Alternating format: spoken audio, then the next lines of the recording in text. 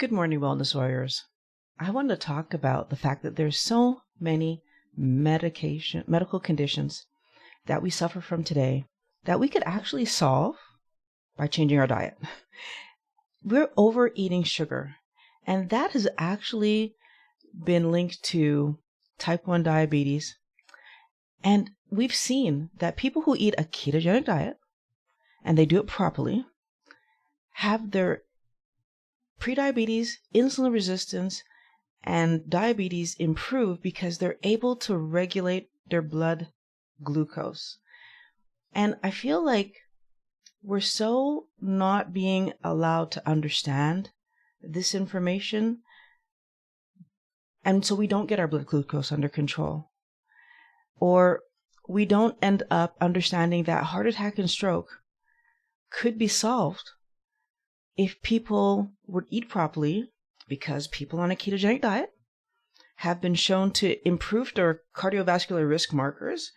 So those are the markers that doctors look for to let you know that you could have a heart attack. So on keto, people increase the amount of HDL that they have. People have been known to improve the LDL particle size. So LDL is interesting because the smaller the particle size, the more dangerous it is. And people have been shown to improve, so have larger LDL, which according to what the science is showing, means that it's no longer a danger. And so it takes you out of that zone of being at risk for heart attack or stroke.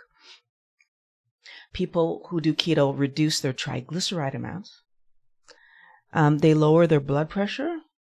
They decrease the belly fat around their midsection. So that visceral fat that we have that causes health. I mean, it's a sign of fatty liver disease when you have visceral fat, right? And not just fatty liver. People don't even realize that you can have a fatty pancreas as well. So fat in these areas is not healthy, and it means that you actually are sick. Like basic terms, you're sick, and we don't know. So by improving all of these things, what happens is you decrease this thing called metabolic syndrome. And obviously, if I've increased metabolic syndrome, which is all these risk factors, then I'm actually going to be healthier.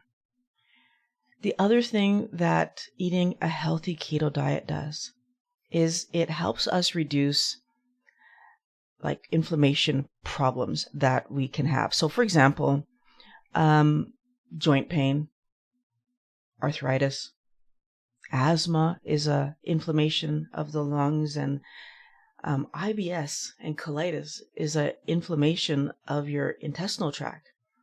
And then we have things like eczema and rashes, which are inflammation of the skin. And I think that we end up spending so much money on pills and potions and trying to either dull the pain from our joints or to get rid of these rashes and these skin conditions. And I mean, I remember in our family, the kids being soaked in oatmeal baths. You buy these special oatmeal powder, which I don't know if it's just crushed up oatmeal, but we were buying it, and it was much more expensive than oatmeal, I'll just tell you that.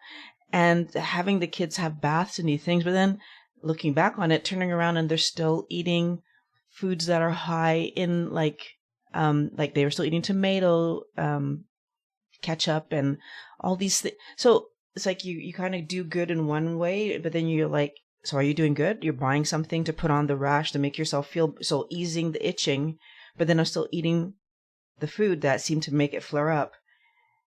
And I mean, on top of the tomatoes, so nightshades, which I now realize part of the reason that I was having some issues, but you're adding to it the sugar that's in ketchup, right? So the amount of money wasted because we don't understand that people do keto and all these things clear up.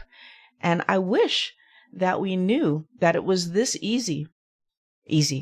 Well, people are going to say that doing keto isn't easy, but in my opinion, it seems like it's easier than paying money on products that only They only mask the symptom because, yes, after the kids got out of the bath, they felt better for a little while, until about 2-3 hours later where you saw them scratching again and going crazy. And so it was only a partial solution, and that's why I don't like it.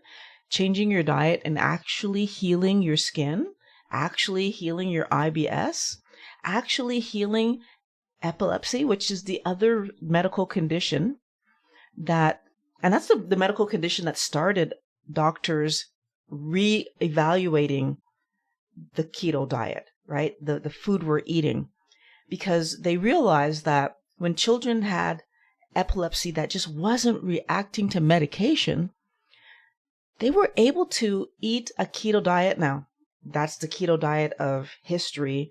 That was not the healthiest keto diet not a healthy keto diet that I would want to be on. So I'm going to say that out loud. But the point was, they were able to eat this diet and they were able to have reduction in their seizures. And now we're seeing that Alzheimer's, which they're calling type 3 diabetes, is reacting really well to a keto diet. Parkinson's reacting really well to a keto diet. And more recent research has been showing that women with PCOS have been helped by eating a keto diet. So they have their cysts get smaller. And I feel like what we don't understand is that when our body is swimming with sugar, things that grow and feed on sugar, like tumors, well, they're just going to wreak havoc in our body, right? Because we're just giving them all this sugar to use really against us, right? I don't know how many of you know this, but when doctors were, looking for cancer in the body, one of the ways that they find it is by getting you to drink a solution, right? But what's in the solution? It's trackable sugar, so that it can look on the screen and see where did the sugar go. And that's how they know where the cancer is. So if we just stop and think about it, if I drink something and then my body is able to, like the doctor is able to see in my body that, oh, it went here, here, and here, and that equals cancer, then isn't that also telling me that that's what the cancer is feeding off of? And we're not allowing ourselves to understand that that's important. Even more so, though, we're now seeing that keto is helping. There's research that are showing that keto helps mental health conditions. So what's really amazing there is that. So just to go through the study in a very, very short way, the link to the study is in the description below. It was apparently the first study that looks at the impact of metabolic approach on solving mental illness. There are 31 participants in the study. They were Dr. Dannon's own clients. Of the 31, 28 completed the study.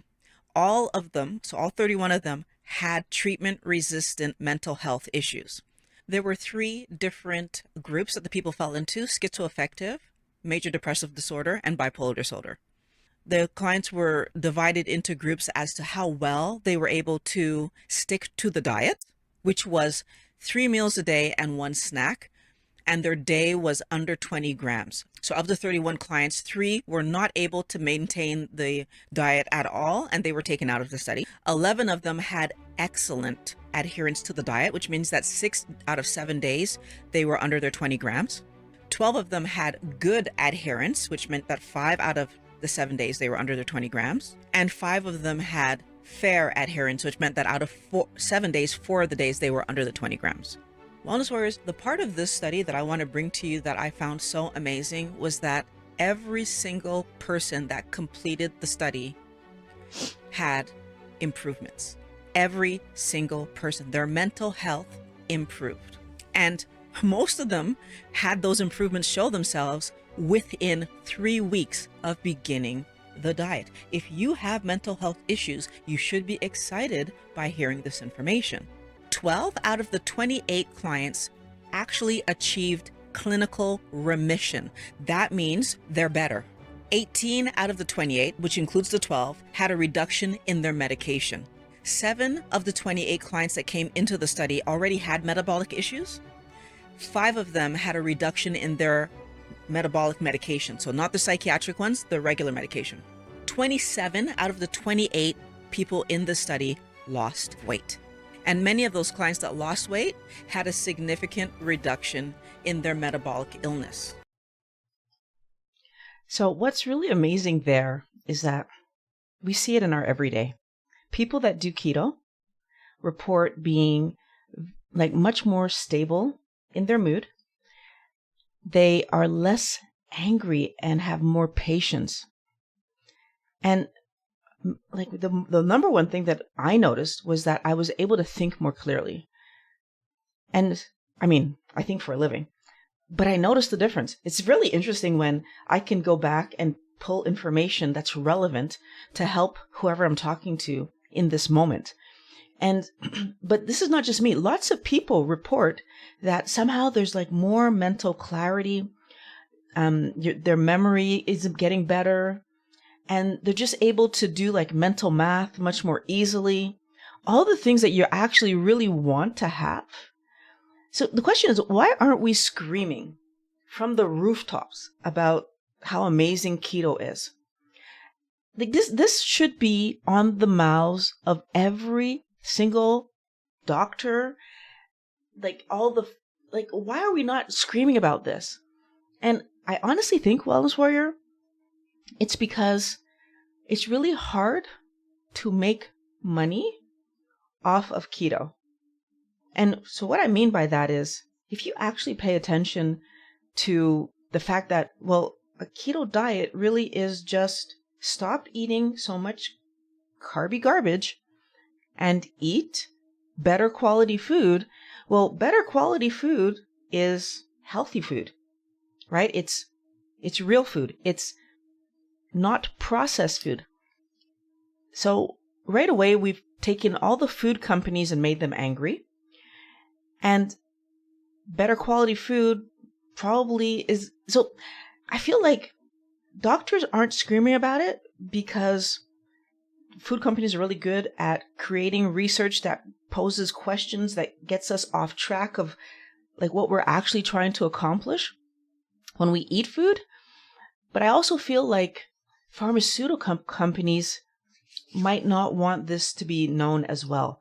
And again, there's a financial piece of the puzzle.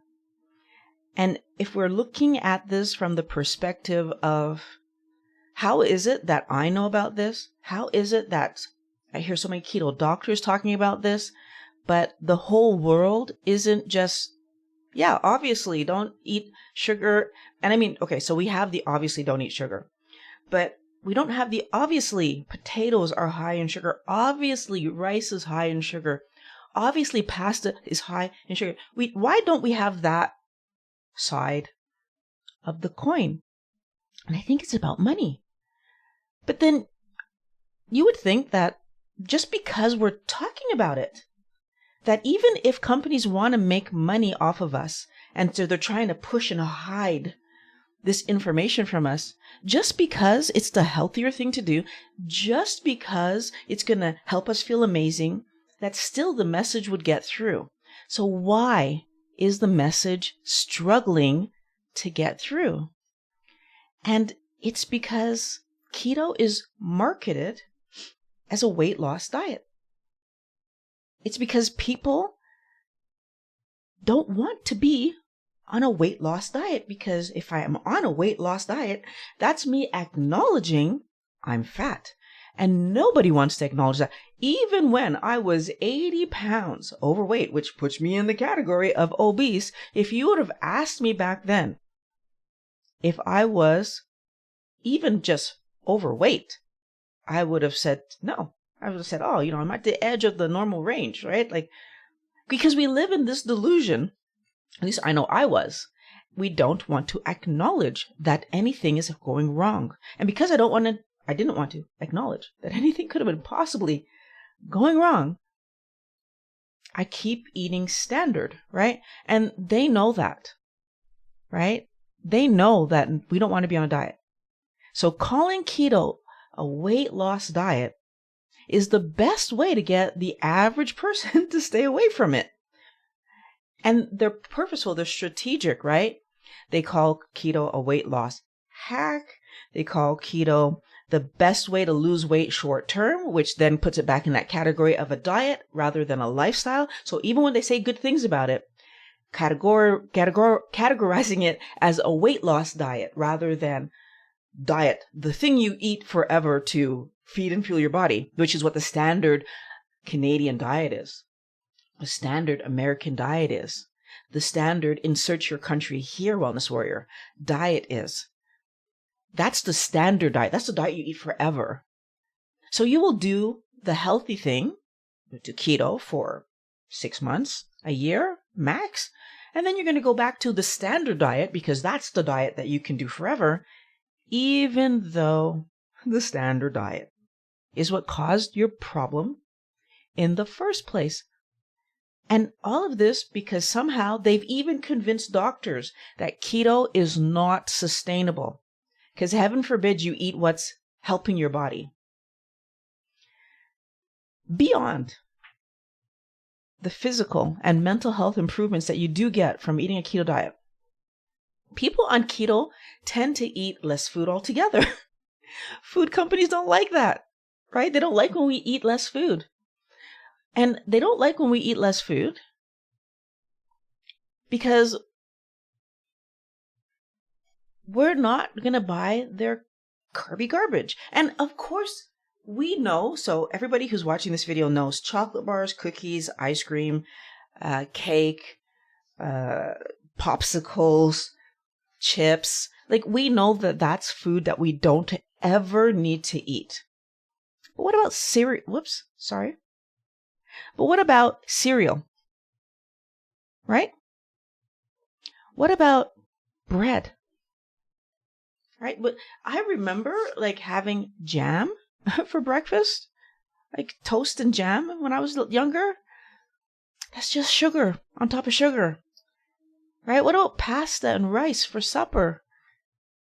And usually the average person, when they have pasta and rice for supper, guess what?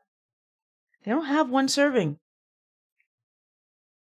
Right? And if you're from the Caribbean, or at least I know my plates, when I was a kid, my plates were 2.5, 3 servings as a child. What does that mean as an adult? What size plates? They're huge.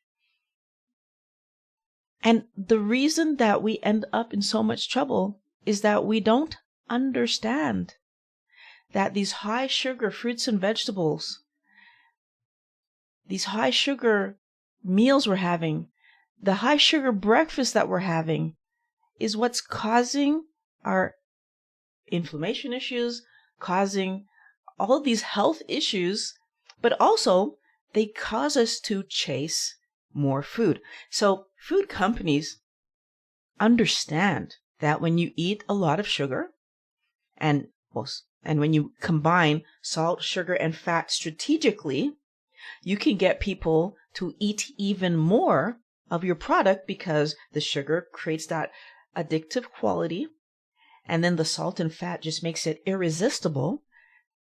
And they know this, and they purposefully create these foods, especially the processed cereals and bars, and like all the middle aisles of the grocery store basically are strategically put together in ways because they even add sugar to your spaghetti sauce and all these sauces because they know it's going to keep you coming back.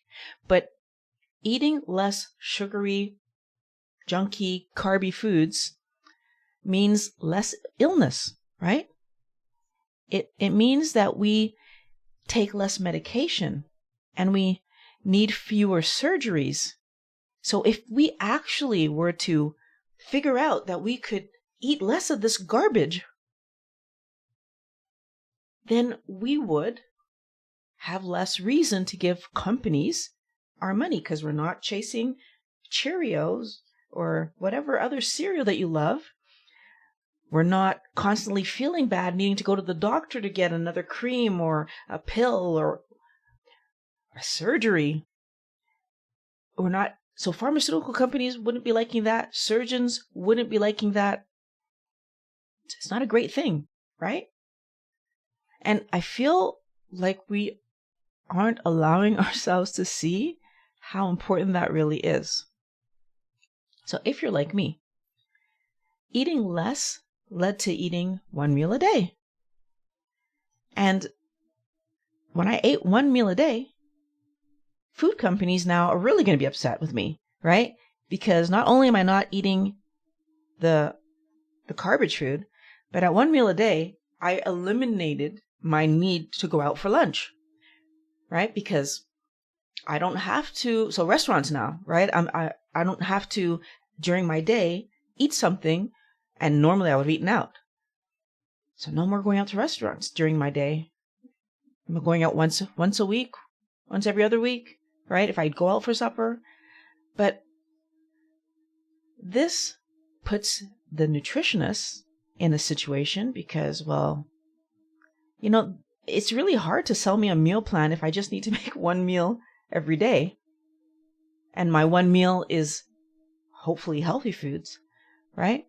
This makes the doctors annoyed because, again, my health is improving. I don't need to see them as often for surgeries or getting pills or all the things.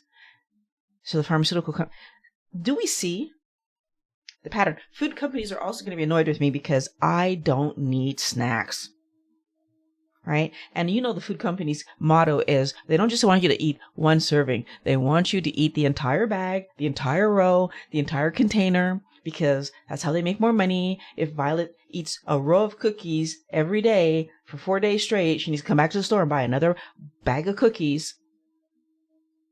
Is that helping me, Wellness Warrior? Was it helping me? Not at all, right? 80 pounds, overweight. It wasn't helping me at all. Even the diet industry is annoyed when we find out that keto works because we don't need their shakes and their diet cookies and their diet gummies and their diet candy. Diet candy. Does anybody understand the oxymoron there? Diet candy. Why does somebody on a diet need candy? Well, according to the food companies, because I'm fat, that means I self-selected to want junk food. It's not because I didn't understand the garbage I was eating. So the healthy garbage, potatoes, the healthy garbage, rice and pasta. It's not because I didn't understand that those things were causing my weight gain. It's because I'm self-selecting because I want to eat candy. That is not reality.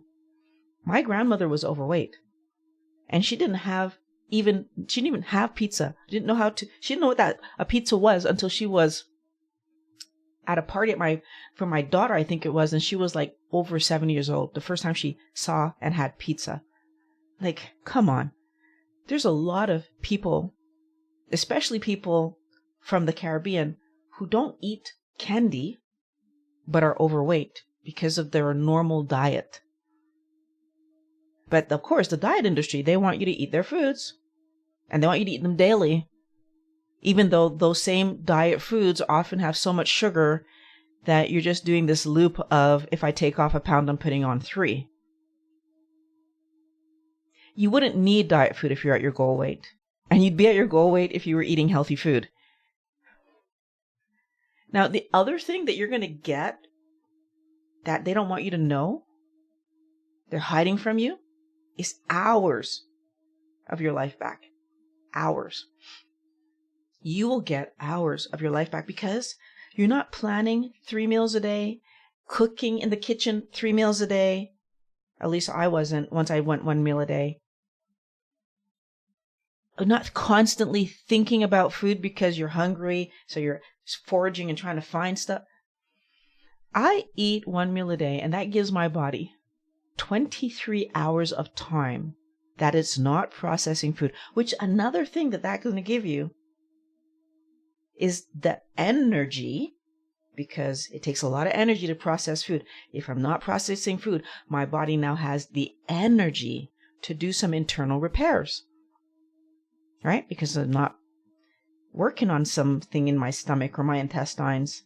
Well, still in my intestines, but not in my stomach. And that decrease in processing power that I can now put towards repairing something internally is huge. Again, taking some work from doctors? Is that why they're not talking about this? I don't know. It's hard. That's a hard one because I think doctors do want us to be healthy. I think they're fooled by what the food companies have allowed them to believe is the truth, because food companies run most of the medical, food companies run most of the, I don't want to say medical, but like the research that doctors have access to. And because the food companies are running that, they only see what doctors want them to see.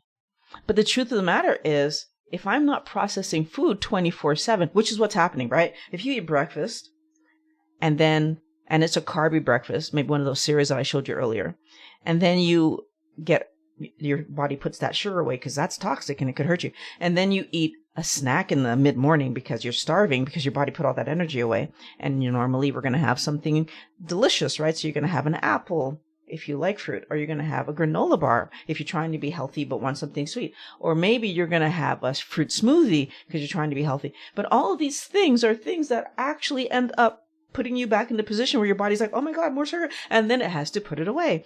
And so now what's happening? That's lunchtime and you're actually hungry. So breakfast at 7, a snack mid-morning, lunch at noon, a snack in the afternoon, supper at 6, a snack before you go to bed. When did your body ever get a break from processing food?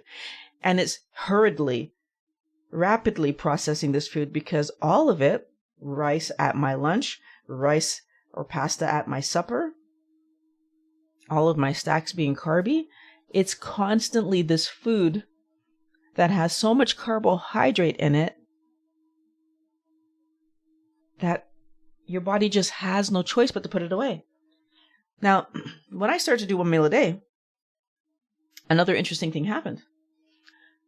The reason I even started doing 1 meal a day was because I stopped feeling hungry for breakfast, because the meals that I were eating was of such good quality that my body was able to start using some of that positive energy and good quality nutrients, so that the amino acids, the protein that I was eating, to build and repair me. And so I stopped being hungry because my body was not needing food right now, because it was using the energy that I did give it, that good quality stuff, to build and repair and correct problems in my body.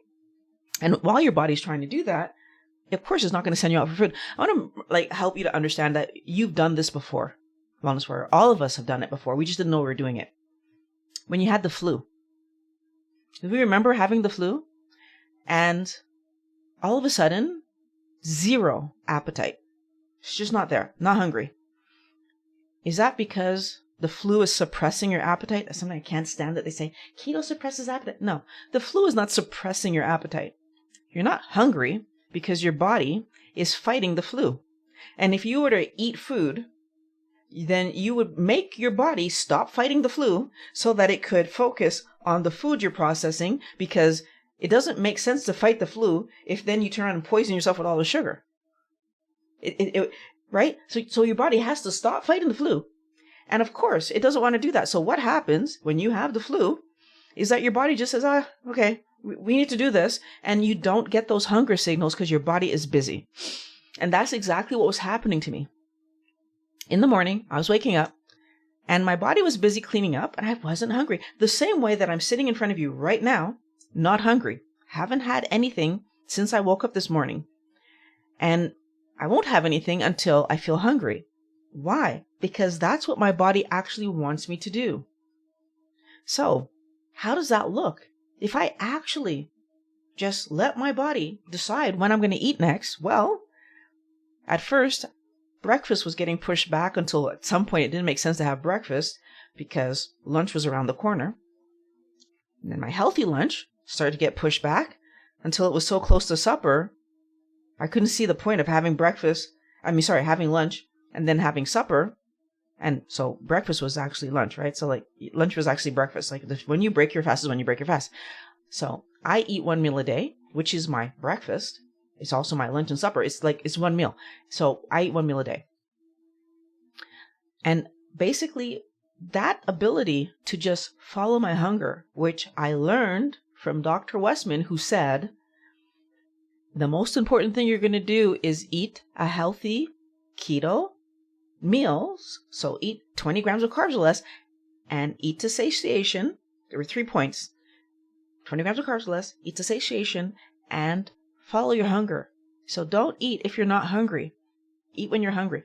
I happen to be in a profession where that was super easy for me because I set my own schedule. So I actually was able to just decide when I was going to take my break based on when I was hungry yesterday, and I could change things as things were moving forward until I decided, hey, I don't actually need to take a break while I'm at work. So I still took breaks, just not to eat. I would go for a walk, or I'd go for a ride on one of my things that I had in my trunk of my car because I didn't need to eat a meal. I would work on some paperwork that I had. I would just do other things that I needed to get done because I didn't need to eat a meal. And that led to the next real revelation, was that I could fast longer than 24 hours. Yeah, you can imagine that really doesn't make food companies happy. Not at all. What do you mean you're fasting for more than 24 hours? Again, the story that we hear about fasting is that you're starving yourself. You're going to put your body into some kind of emergency, and it's so harmful. No, it isn't. No, it isn't. If fasting was so harmful, do you understand that we wouldn't be here today? There were so many times in our history before we had all this technology where we actually couldn't have food every day, right? We couldn't catch something every day. Now, sure, we learned to eat veg, but what about in the winter? Before we had fridges in the winter, before we knew that we could preserve food, we ate whatever animal we could catch, and the vegetation was off limits. If you were living in Canada, if you were living anywhere where there was winter, there was no vegetation to be had. And even in countries where you have warm weather, the vegetation has seasons. So crops have seasons. So again, there's not always vegetation to be had 24. So of course we had times where we fasted, but yet they make it sound like if you're fasting, you're trying to not be here anymore. I don't understand. And the longer you fast, the more repairs your body can actually do.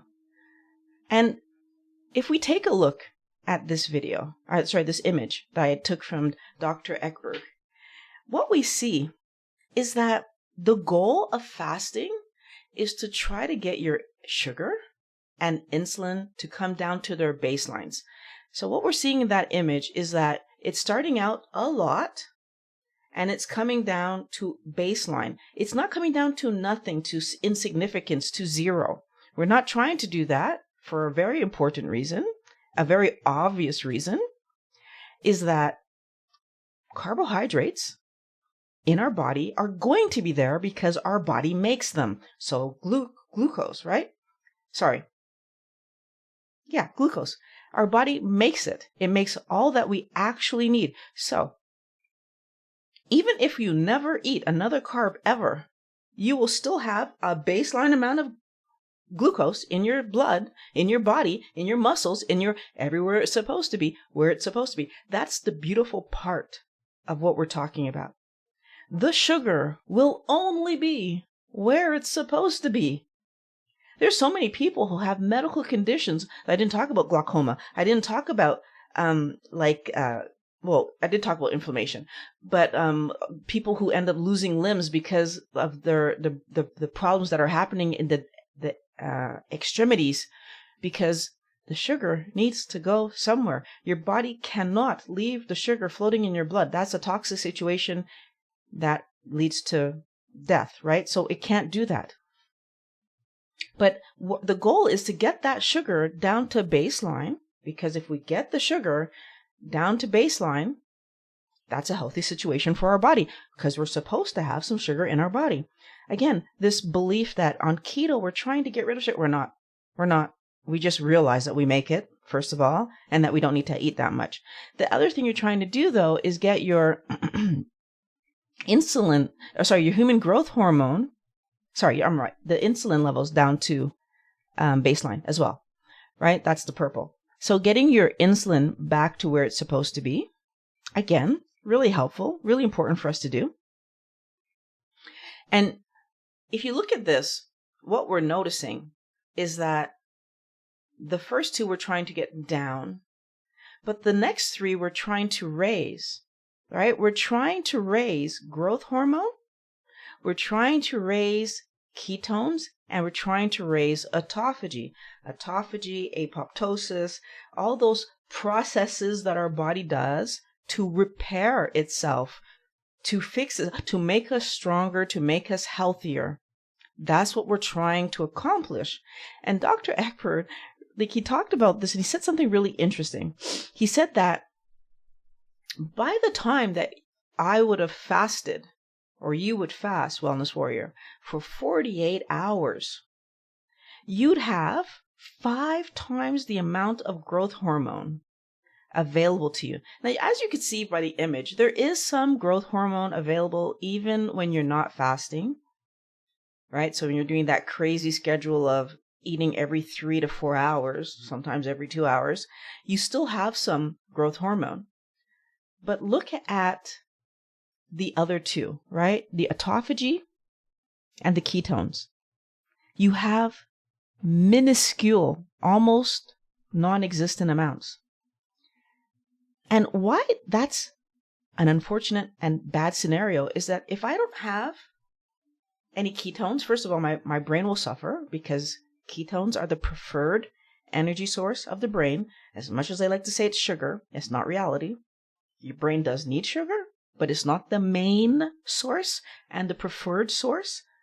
It will use it if it has no choice. But the preferred source, I'll say this a million times here, the preferred source of the brain for energy is ketones.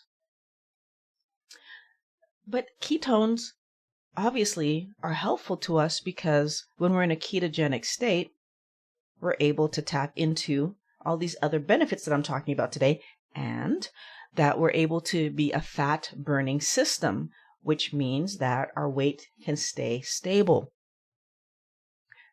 Doesn't mean we don't use carbohydrates. Of course we still do because our body's making them, as you see from that first marker. But we are stable. Now, the last one is autophagy. And that's the one that should scare you. It should scare all of us because our body will manage with less ketones, but the way that it's managing is by using sugar as its main everything. And by using sugar as its main everything, damage is created in our bodies.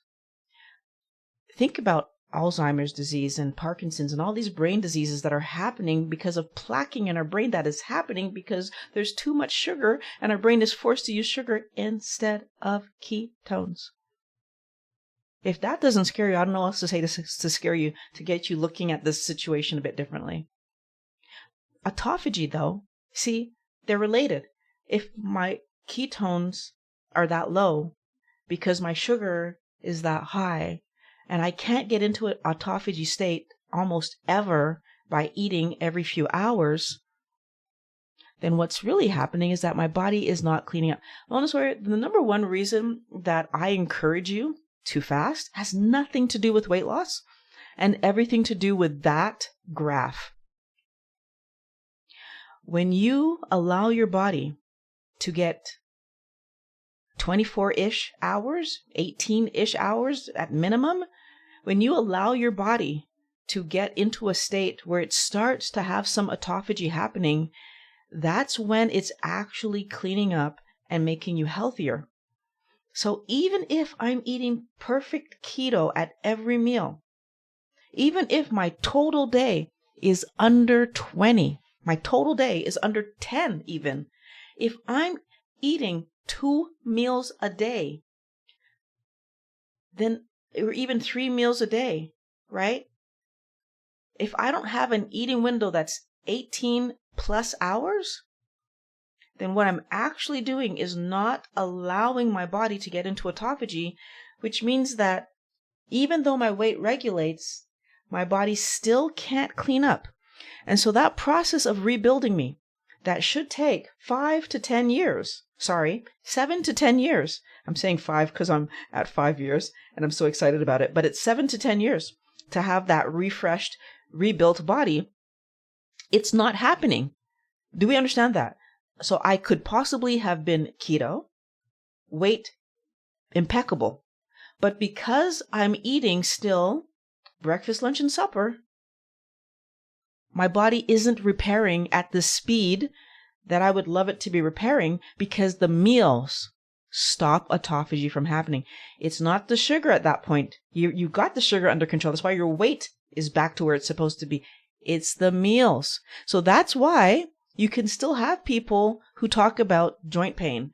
That's why you can still have people who are talking about, like their blood pressure and whatever is still not where they want it to be. Because even though you're eating on plan, you're not giving your body enough time to do the repairs that it desperately wants to do. Our body wants to be healthy. Our body wants to be in the best possible state. And did you know that fasting is easier if you're doing keto? Did you know that? Okay. And because fasting is easier, then your body would be able to do the repairs because you'd have an easier time. So get into the ketogenic state. This is I hope that I'm being clear about, like, they don't want you to know this. Get into the ketogenic state. And don't fast because weight loss, because that's a bad reason. Get into the ketogenic state, get comfortable there, get good at it.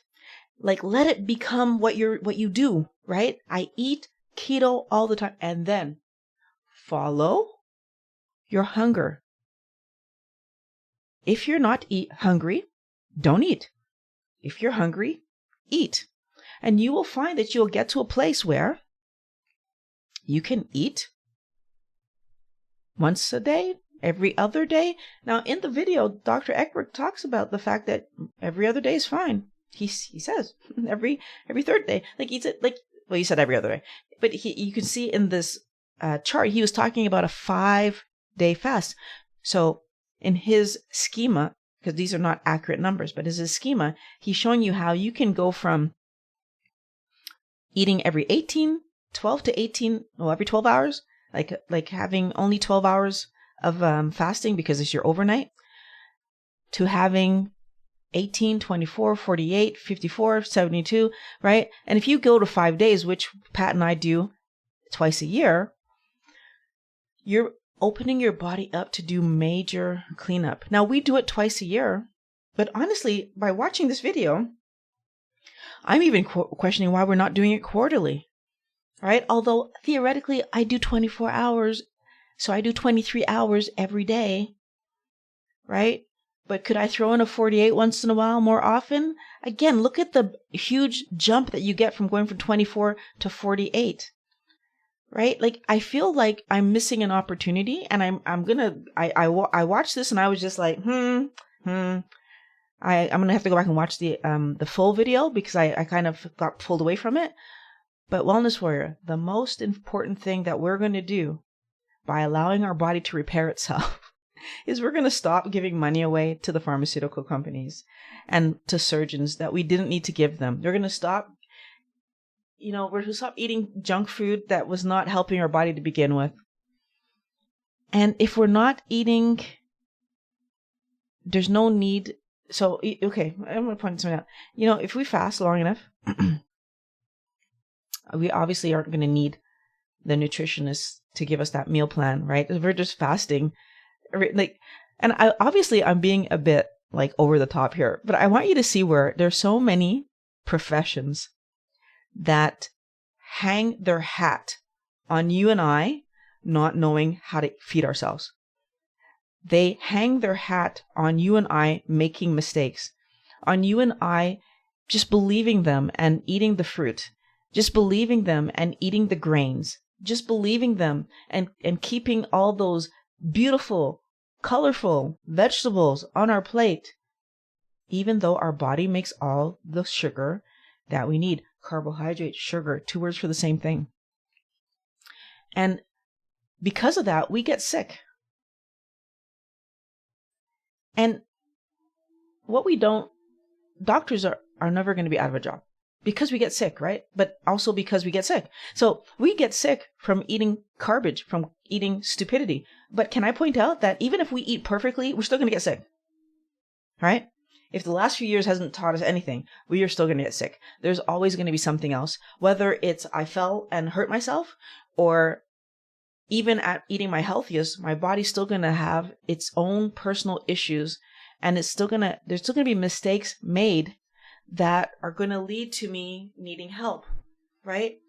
Like, we are going to need doctors' help. Nutritionists could come in and help people understand how to do keto, right? They could actually understand food properly, understand where the carbohydrates are, and help the people who are having a harder time to figure out like which foods are higher in carb and which food are lower in carb, and teach them how to use a carb calculator. And now let's understand that if a nutritionist or dietitian does their job correctly, yeah, you're going to have fewer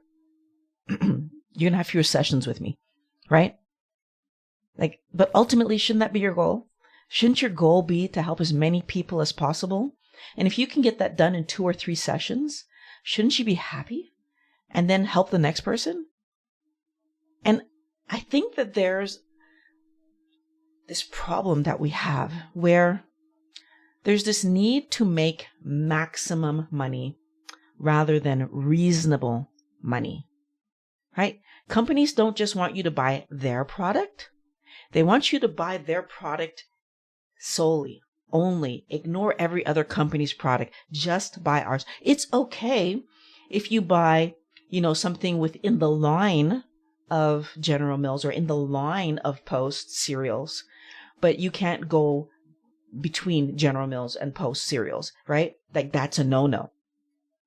And I feel like we need to see that that's what they're doing, right? Like, that idea that they only want us to buy from them, and then they don't care if our health suffers, because it's not about health, right? There's this push towards prescribing medication when food could solve the problem. And I really want you guys to look at this and be upset, angry, annoyed, frustrated, screaming. We should not be okay with this. And if you happen to be lucky enough, like me, to get to the point where you're practically not eating any veg, or maybe you go full carnivore. That's a subset of keto, by the way. Carnivore. So life is even easier, right? Because now your side dishes are decided. Maybe I'm having eggs on the side. Maybe I'm having cheese on the side. Maybe I'm having more meat, right? All of these things equal. They don't get my money, right? Like, I want you guys to look at this, because the more money I can keep from myself, the better I can treat myself. When I go on vacation, because I only need to eat 1 meal a day, guess what happens? I'm not spending extra money at restaurants. And if I'm not spending extra money on restaurants, guess what I get to spend that money on? Exploring my environment, engaging my environment, doing fun things on my vacation, rather than spending money on expensive food because I'm in a restaurant, I'm not home. I'm in a hotel, I'm not home. I'm eating at restaurants, or like, right, I can't cook. So expensive, right? That's one area where I get to save money because I don't have to spend money. Well, sorry, there's so many benefits that they don't want you to know about, right? Because of course you go on vacation, there are all these fancy restaurants and they want you in there giving them your money, right? But I would rather give my money to the excursions, because guess what? First of all, we have restaurants in Montreal. I don't need to go on vacation to go to a restaurant. There are restaurants in Montreal. But second of all, I'm going to eat at least 1 meal, so I'm going to visit the restaurant. It's not like I'm not going to have the experience. I'm going to. I'm just going to save money doing it. And when I'm on that vacation, I can spend the money on the things that I couldn't do here, right? Maybe there's an excursion that I want to do, or maybe there's, a monument I want to visit, and I want to go into something. Like, I get to use the money in the place that benefits me rather than in the place that I've been forced to have to go to because I don't realize I'm eating the wrong way. A wellness warrior, I think the most important thing that they don't want you to know, that I absolutely want you to know, and I want you to have this burned into your brain, is that food controls your weight. Not exercise, not calories, it's food. And I've said already, food controls your health, right? So we were talking about this entire time, but it controls your weight. Part of how they get us is because they know we eat emotionally. And they, and when I say they know we eat, I mean they actually know we eat emotionally. There was a campaign by Coke to put Coca-Cola in all the emotionally fun places so that we could link it to happiness, because they know we eat emotionally to that granular level, wellness warrior. So that if we understand that food companies are doing that, and if we understand that food controls our weight, food controls our health, food controls, like it's not exercise, then that lie that they tell us, like, no, it's because you're not exercising enough, right? Because they divert us away from understanding that it's about the food that we're eating. And they say it's because you're lazy. If you would just exercise. Children aren't lazy. Children play for a living, and yet our children are heavier and heavier. They want us to buy their products. And this is all industries that are related to food, related to health. They want us to buy their products. And they're not focused on what it's doing to our health. But I need you to be focused on what it's doing to our health. Because somehow we are still believing that exercising and calorie counting is going to solve a problem that we caused through eating. That's not how this works. And we believe that because we still don't want to understand that keto works because we stop eating the toxin, sugar, carbohydrates. That's the toxin that's causing body harm, causing harm to our body. That's tearing us up from the inside out. By limiting the carbohydrates to less than 20 grams every day, we stop exposing our bodies to the harmful effects of sugar, wellness warrior. Sugar is dangerous. So less toxins means you have less need for medication and less need for dieting and less need for workout routines and less need for specialized meal plans and all the things they try to sell us because we keep eating garbage, sugary garbage, high processed foods, highly processed sugary foods, fast foods.